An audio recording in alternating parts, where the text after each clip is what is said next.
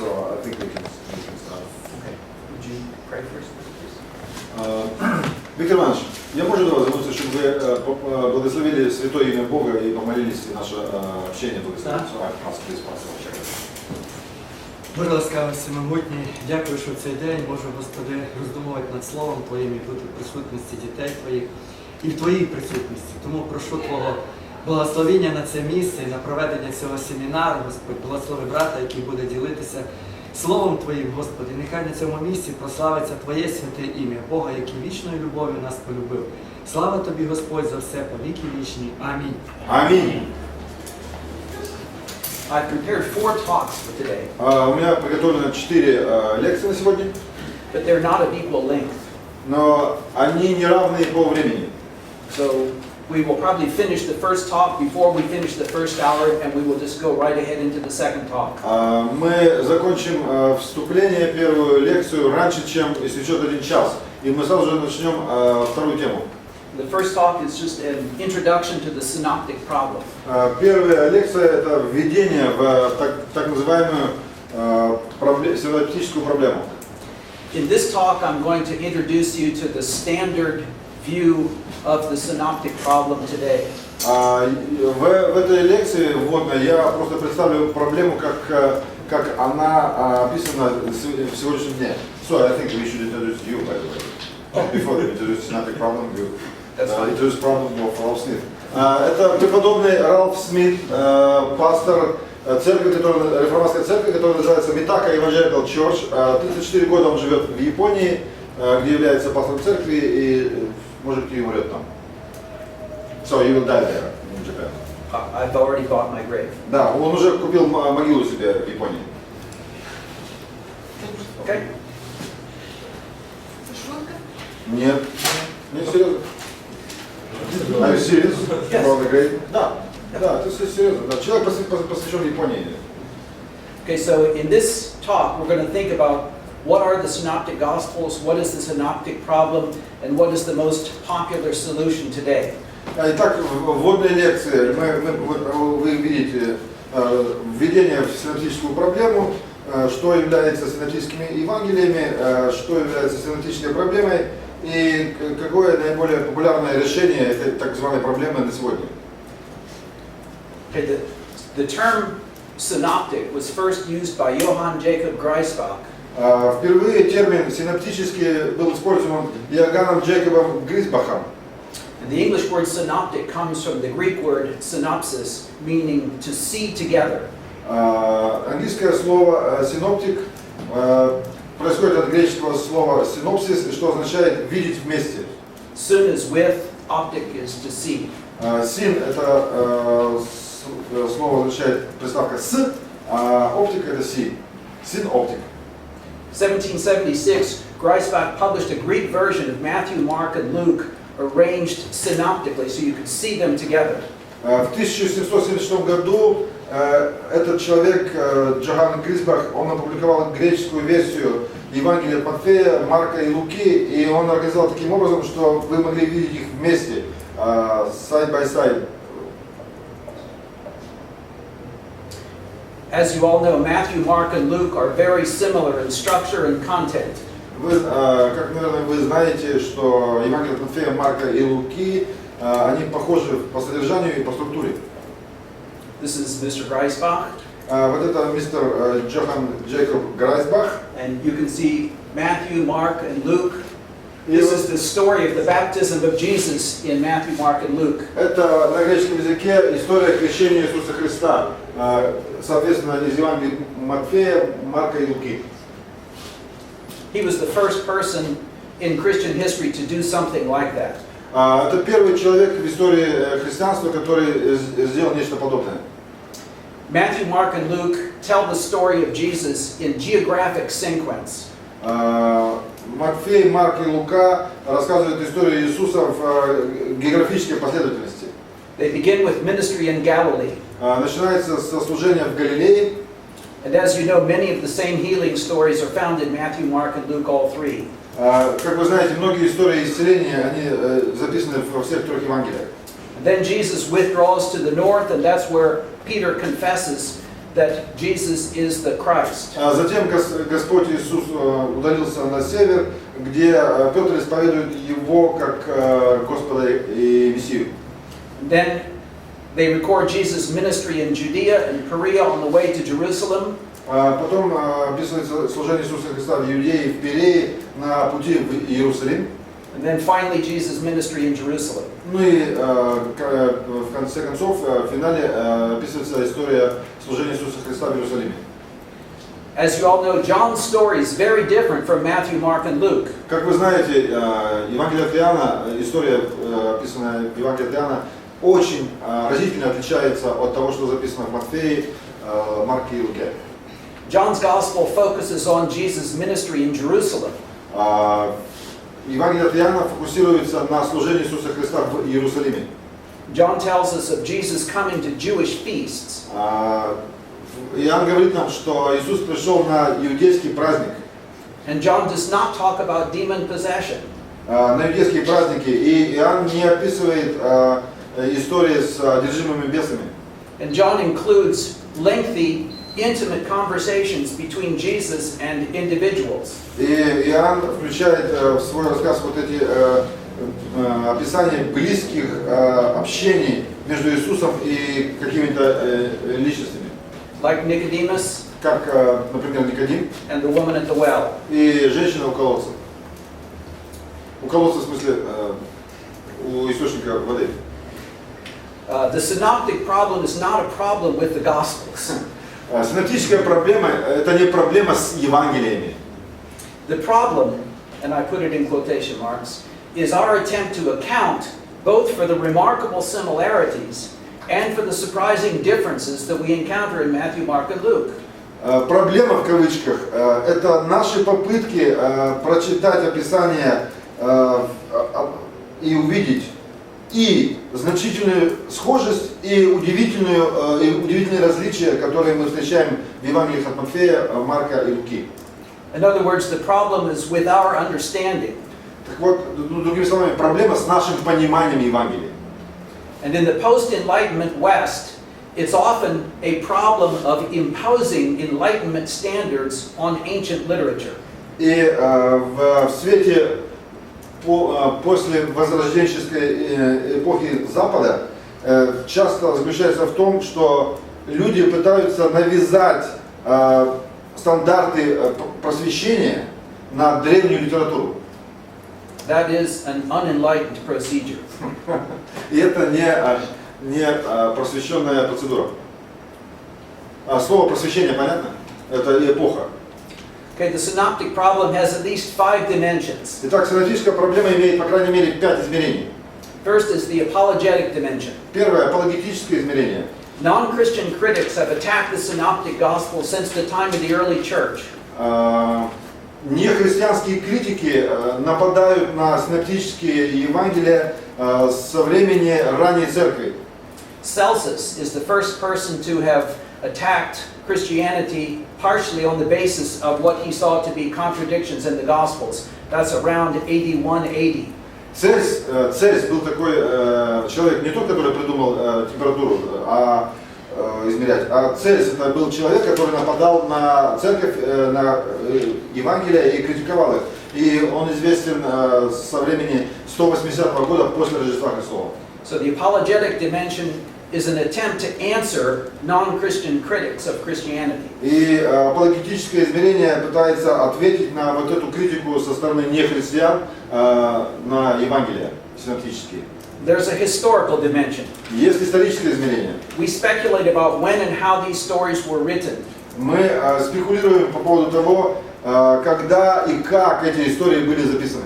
Because it is dealing with historical material, we have to ask historical questions. И из-за того, что в этих Евангелиях описываются исторические события, соответственно, появляются и вопросы исторические.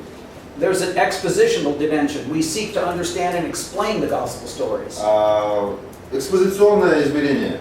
Мы ищем понимание и объяснение евангельских историй. There's a literary dimension because we look for the literary significance of the similarities and differences. Есть литературное измерение. Мы ищем литературного значения схожести и различий в Евангелиях. And there is a theological dimension because we ask, why did God give us stories in this particular fashion? Why did He tell us about Jesus in this particular way? И богословское измерение. Мы задаем вопросы, почему Бог дал эти истории о жизни Иисуса Христа в этой определенной форме. So the synoptic problem is the problem we face as we confront similarities and differences that require explanation if we are going to come to a deep understanding of the Gospels as God's Word for His church. Синоптическая проблема – это проблема, которую мы встречаем, когда мы видим эти схожести и различия в Евангелиях, которые требуют объяснения, если мы ищем глубокого понимания Евангелия как Слова Божьего для Его церкви. This slide is very interesting. Вот этот слайд интересный. You can see that 76% of Mark is included in either Luke or Matthew. Мы видим, что 76% содержания Евангелия от Марка включено в Евангелие от Луки и Матфея. So the material that is common to Matthew, Mark, and Luke, all three, is called the triple tradition. Вот эта информация, которая заключена в Евангелии от Марка, Луки и Матфея, общая, она называется тройная традиция. There is something called the double tradition. That's what Luke and Matthew share in common. Есть еще технический термин «двойная традиция». Это материал, который включен в Евангелие от Луки и Матфея. Соответственно, вы видите, 23% и 25%. 18% of Mark is included only in Matthew, but not in Luke. 18% содержания Евангелия от Марка включены в Евангелие от Матфея, но отсутствуют в Евангелии от Луки. But Mark and Luke only share 1% of Luke, and it's only 3% of Mark. И Марка и Луки, общая информация в этих Евангелиях содержит только 1%, и 3% Евангелия от Луки содержится в Евангелии от Марка. And there is only 3% of Mark that is unique to Mark. И есть только 3% информации в Евангелии от Марка, которые уникальны и касаются только Евангелия от Марка. 20% of Matthew is unique to Matthew. 20% информации, содержащейся в Евангелии от Матфея, уникальны и содержатся только в Евангелии от Матфея. And 35% of Luke is unique to Luke. И 35% информации уникальны только для Евангелия от Луки. Oops, went the wrong direction. This is another chart that is divided up somewhat differently. Вот и другая схема, которая по-другому делит информацию. These numbers represent verses. Вот это число 280 представляет количество стихов. So there are only 50 verses in Mark that are unique to Mark. Есть только 50 стихов в Евангелии от Марка, которые уникальны, которые содержатся только в Евангелии от Марка. 280 verses in Matthew that are unique to Matthew. 280 стихов, которые уникальны только для Евангелия от Матфея. 500 verses in Luke that are unique to Luke. И 500 стихов, которые уникальны только для Евангелия от Луки. So most of Mark is included in Matthew and Luke. Matthew and Luke share a significant number of verses, and Matthew and Luke also have large unique portions. Вот мы видим эти пересечения, где показано, какой информации содержится во всех трех Евангелиях, сколько в двух, и сколько уникальных только для каждого из трех Евангелий. Okay, the explanation that I'm going to give you from this point on comes from this book, Donald Carson and Douglas Moo, An Introduction to the New Testament. Та информация, которую я буду представлять сегодня, она содержится вот в этой книге Дона Карсона и Дугласа Му, называется «Введение в Новый Завет». Okay? They write, in the course of investigation into the origins of the Gospels over the last 2 centuries, several distinct approaches have emerged, each of them emphasizing different aspects or stages. Итак, в этом направлении исследований в происхождении Евангелий последние 2 столетия несколько отличительных подходов возникли, каждый из которых подчеркивает различные аспекты или различные стадии. 3 approaches in particular have made distinct and significant contributions to the problem of gospel origins and development. 3 подхода особенно отличают значение проблемы Евангелия, их возникновения и развития. One of those is form criticism, which focuses on the period of oral transmission. Первая форма критицизма, которая фокусируется на периоде устной передачи Евангелия. And in the next lecture, I'm going to explain why I don't believe there is any such thing. В следующей лекции я объясню, почему я лично не верю, что существует такая вещь, как устная традиция, когда Евангелия передавались устно. In other words, not exclusively oral tradition. Или, другими словами, что не исключительно устная традиция. Source criticism focuses on the way different literary units were put together to make up the Gospels. Дальше критика источника, которая фокусируется на различных способах литературных отрывков, которые собраны потом вместе и образуют, собственно говоря, Евангелие.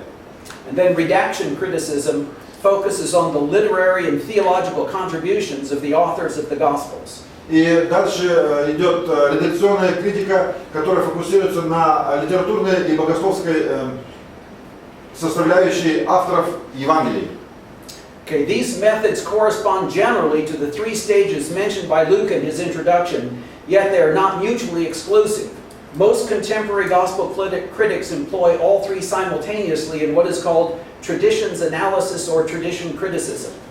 Вот эти все три вышеописанные методы, они пересекаются друг с другом в общем в трех стадиях, которые упомянуты Лукой в его введении, в его представлении.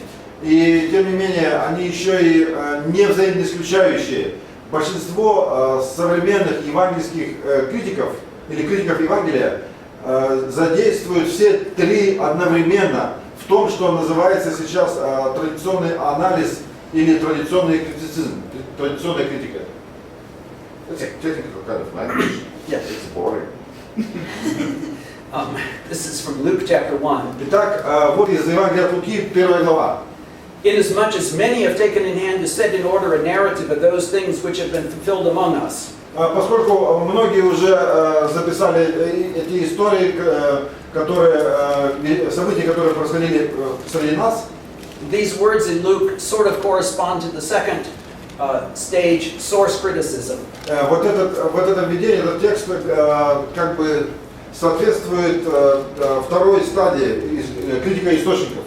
And then he says, just as those who from the beginning were eyewitnesses and ministers of the word delivered them to us. И как те, которые были свидетелями и служителями слова, и они представили его нам. This is thought to correspond to the period of oral transmission. И вот эта стадия, которая называется устная традиция, устная передача, соответствует стадии устной передачи. Then Luke says, it seemed good to me also, having had a perfect understanding of all things from the very first, to write to you an orderly account, most excellent Theophilus, that you may know the certainty of those things in which you were instructed. Ну и вот дальше это текст из Евангелия от Луки, обращение к достопочтенному Теофилу, что это кажется для Луки правильным написать эту историю таким образом о вещах, которые происходили между нами, в которых мы наставлены. Евангелие от Луки кто-нибудь читал? Вы что сидите как мертвые? This corresponds to redaction criticism. И вот этот отрывок, он как бы соответствует критике редакции, редакционному критицизму. Luke has his own purpose, his own audience, and he's organizing material for his own particular gospel.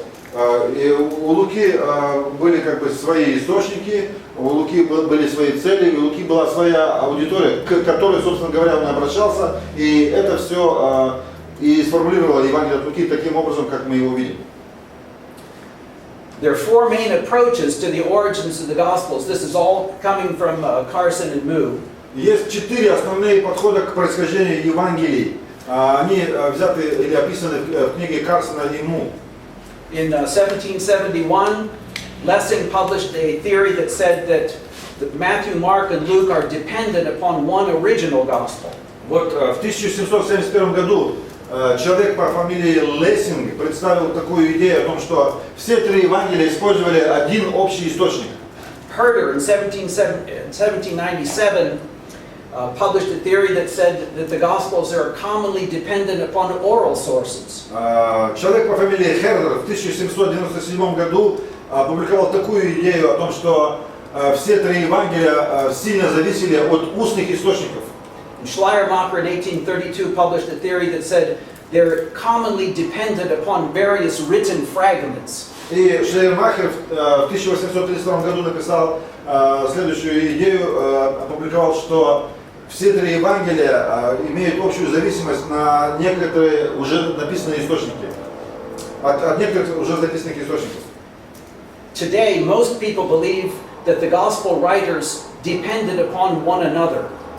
Сегодня многие люди склонны придерживаться идеи о том, что есть взаимная зависимость авторов и Евангелий друг от друга. Это основной взгляд на сегодня. But there's more than one way of imagining how they may have been dependent. И есть более чем один способ представлять, как они зависимы друг от друга, все три автора. And you can see that the first of these four suggestions here is the Augustinian Hypothesis. The Augustinian Hypothesis is what the church believed from the time of Augustine, or maybe more, until the Enlightenment. Есть первое, это гипотеза, августинианская гипотеза. Матфей написал первый, Марк сильно зависел в своем написании от Матфея, а Лука зависел от обоих, и от Матфея, и от Марка. There's something called the two gospel hypothesis that goes back to Griesbach. Matthew wrote first, Luke second, and then Mark was dependent upon Matthew and Luke in Griesbach's hypothesis. Ну, соответственно, есть вторая гипотеза, это гипотеза двух Евангелий, опубликованных Грисбахом. Итак, Матфей написал первый, Лука написал второй, а Марк в написании своего Евангелия опирался или зависел от Матфея и от Луки. The two-source hypothesis goes back to Holtzmann in 1863. He believed that Mark wrote first, and Matthew and Luke used another source, Q, from the German Quelle, which means source. Итак, и третья есть такая гипотеза двух источников. Она опубликована Хольцманом в 1863 году. Итак, согласно его гипотезе, Марк первый написал Евангелие, Матфей и Лука использовали другой источник, который назван условно Q, от первой буквы немецкого слова Quelle, что означает источник. The four-source hypothesis goes back to Streeter in 1924. He said Mark was first, Matthew and Luke used Q, but then each of them have their own unique sources that he called M and L. И четвертая гипотеза, это гипотеза четырех источников. Она опубликована Стритером в 1924 году. Согласно его гипотезе, Марк написал первый, Матфей и Лука также использовали какой-то неизвестный источник Q. Матфей и Лука также имели свои собственные источники информации для написания Евангелия. И, соответственно, они названы M and L. M это Матфей, и L это Лука.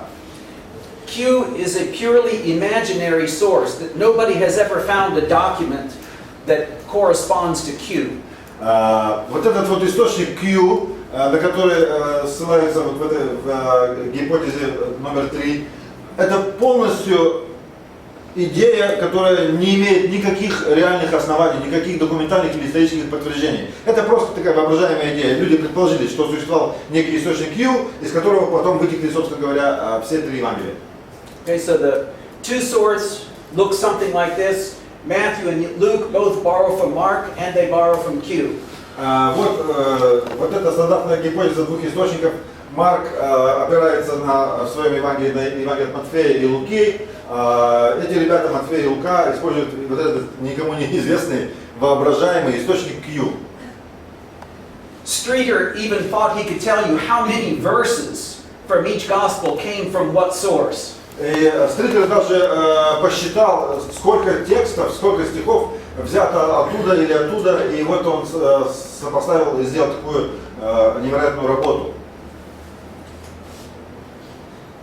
This is the Augustine hypothesis. Вот схема августинианской гипотезы.